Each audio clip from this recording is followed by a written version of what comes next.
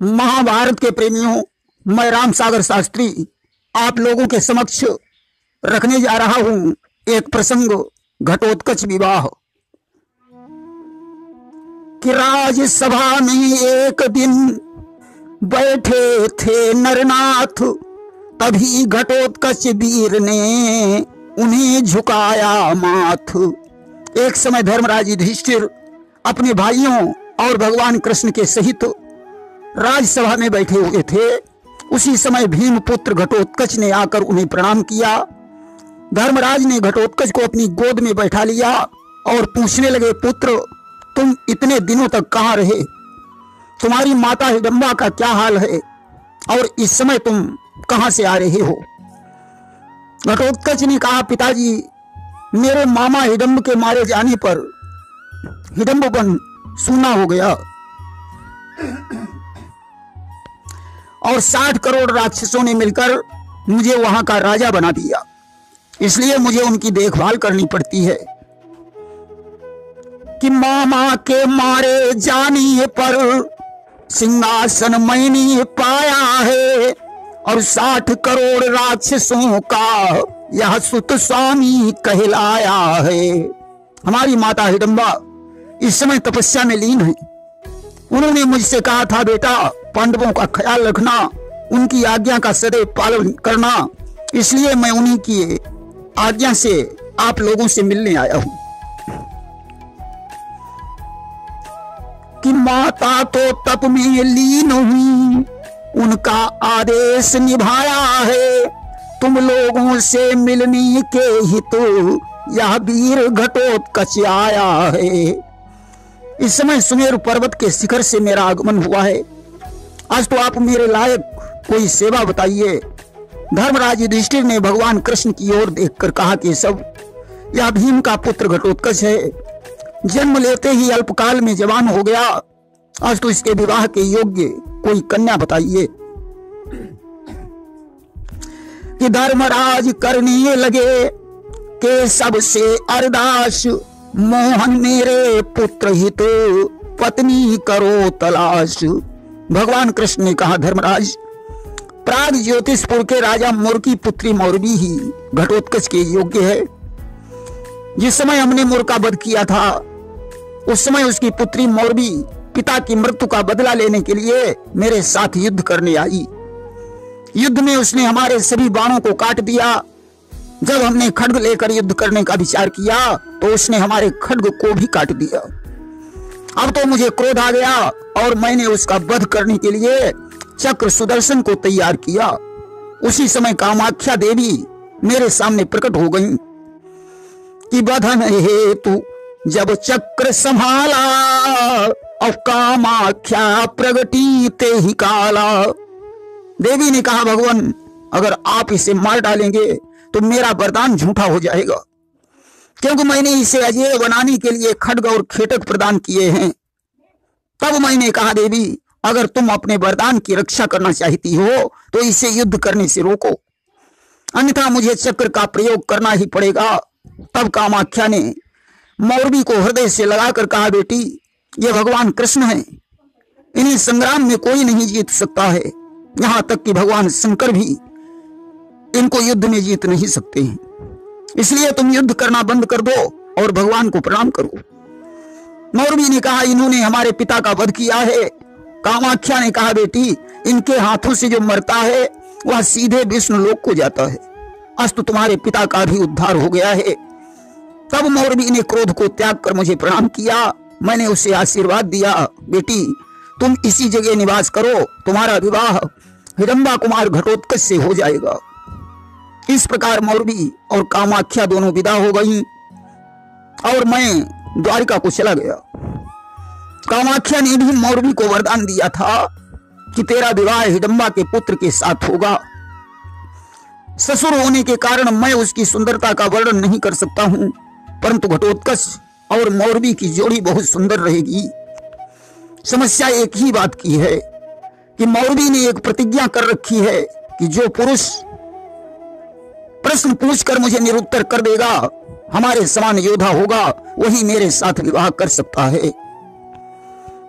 कि प्रण किया मौरवी ने ऐसा, जो मुझे निरुत्तर कर देगा। मेरे समान योद्धा होगा, वही मुझसे फेरे लेगा। धर्मराज ने कहा कि सब तब तो उसके साथ विवाह होना कठिन है, क्यों घटोत्कच वीर तो है, परंतु इसे ठीक से बोलना नहीं आता, या उसे निरुत्तर कैसे कर पाएगा। भीम ने कहा जरूरत पड़ने पर सभी को बोलना आ जाता है, प्रयास करने में क्या हर्ज है। कृष्ण ने कहा भीम, तमामों दैत्य राक्षस उसे निरुत्तर करने के लिए गए, आखिर में उसके हाथों से मारे गए। अर्जुन ने कहा कृष्ण, जब मौरवी को कामाख्या ने वरदान दिया है कि तेरा विवाह हिडंबा के पुत्र के साथ होगा, फिर दुविधा किस बात की है। कृष्ण ने कहा इस बात को घटोत्कच से पूछो कि उसका क्या इरादा है। घटोत्कच बोला, पितरों के आशीर्वाद से बड़े बड़े कार्य सिद्ध हो जाते हैं, मुझे विश्वास है कि मेरी विजय होगी। कहा घटोत्कच वीर ने तभी झुका कर शीश, विजय मुझे दिलवाएगा पितरों का आशीष। आज आशीर्वाद लेकर घटोत्कच ने आकाश मार्ग से प्राग ज्योतिषपुर के लिए प्रस्थान कर दिया।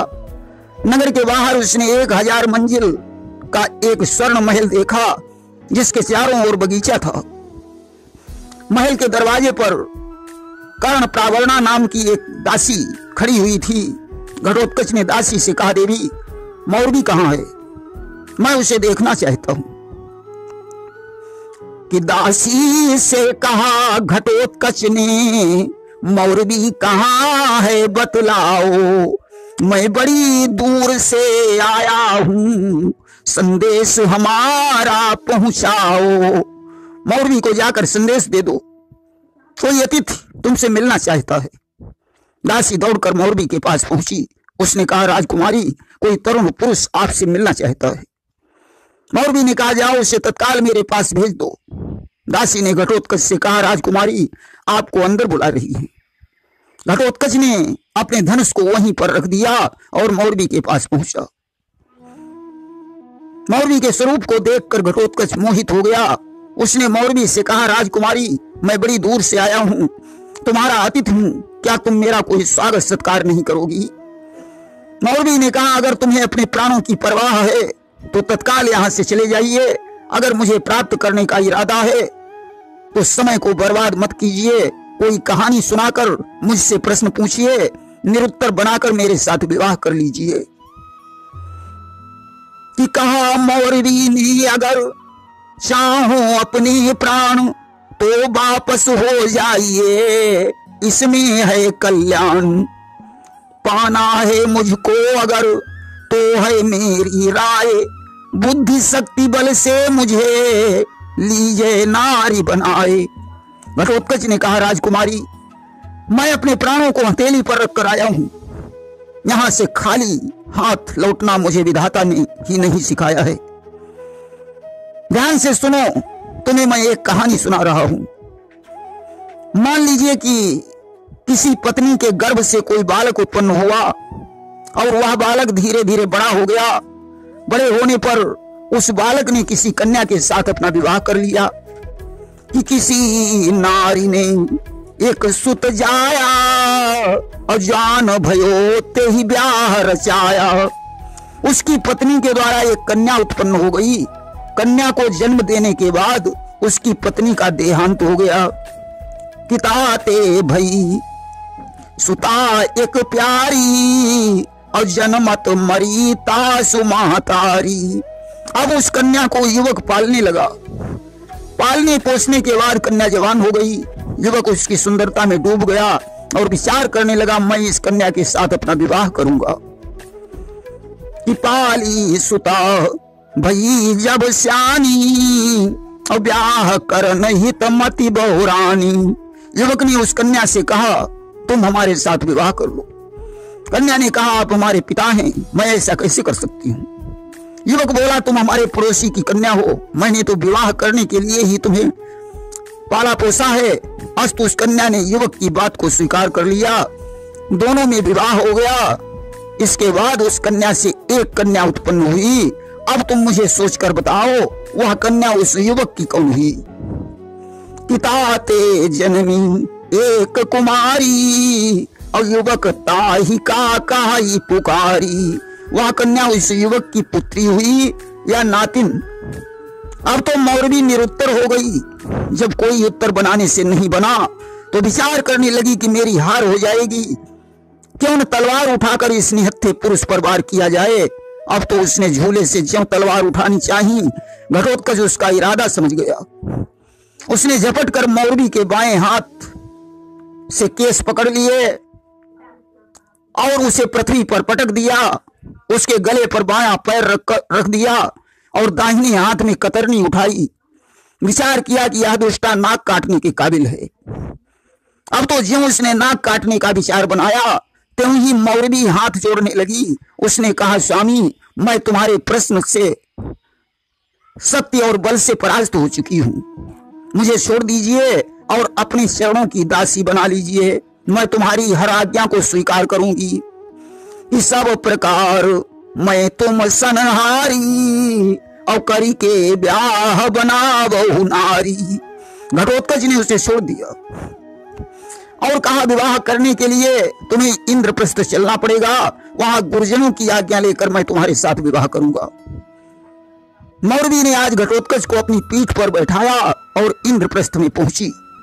शुभ मुहूर्त में घटोत्कच और मौरवी के साथ विवाह हो गया कि इंद्रप्रस्थ में छा गया आते ही उत्साह उन दोनों का हो गया बड़े प्रेम से ब्याह। कुंती और द्रौपदी मौरवी को पाकर बड़ी प्रसन्न हुई। विवाह के बाद धर्मराज युधिष्ठिर ने घटोत्कच से कहा, अब तुम दोनों लोग अपने देश को प्रस्थान करो। आदेश पाकर घटोत्कच मौरवी के साथ हिडंब वन को चला गया। अस्तु कुछ दिनों के बाद मौरवी ने एक तेजस्वी बालक को जन्म दिया, जो जन्म लेते ही युवा हो गया।